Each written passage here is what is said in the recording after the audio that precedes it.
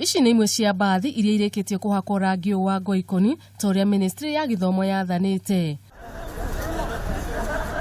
No na kũrĩ ũguo, thukuru imwe itirĩ irahingia watho ũyũ, ũndũ ũrĩa ũtũmĩte mwandĩki mũkaru Ministry ya Gĩthomo Bellew Kipsang kũmahe mũkaana akiuga ihinda rĩrĩ rĩtikuongererwo. If they will not have complied with the law by the 30th of this month, then they should not let out their buses out of their compounds. Kĩambĩrĩria-inĩ kĩa mwaka ũyũ, ũrĩa warĩ Minister wa Gĩthomo Fred Matiang'i nĩ arutire watho wa kuga mbathi ciothe ihakwo rangi ũcio, na ningĩ akĩheana mathaa marĩa magĩrĩirwo ma gũkuua arutwo arĩ ta njĩra ĩmwe ya kũgacĩrithia ũgitĩri wao. 30th of March is the last day. Any school bus will have another color other than the one prescribed by the law.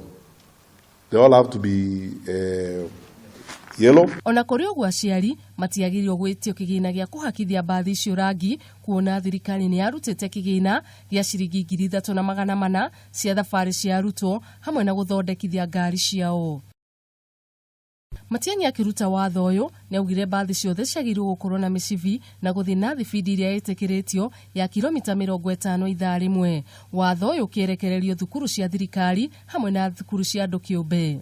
Any school bus, and I say school, we are not saying public schools.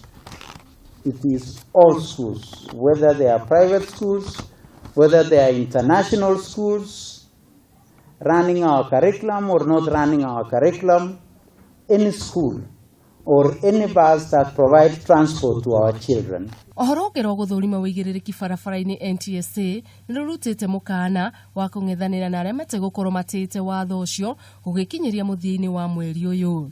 If a vehicle which is a school bus comes to inspection, it has to have that color. Rĩu no thikũ 6 tu itigarĩte watho ũyũ wambĩrĩrie kũrutithio wĩra. Handũ-inĩ ha Kameme TV, rĩtwa rĩakwa nĩ Wanjirũ wa Njũgũna.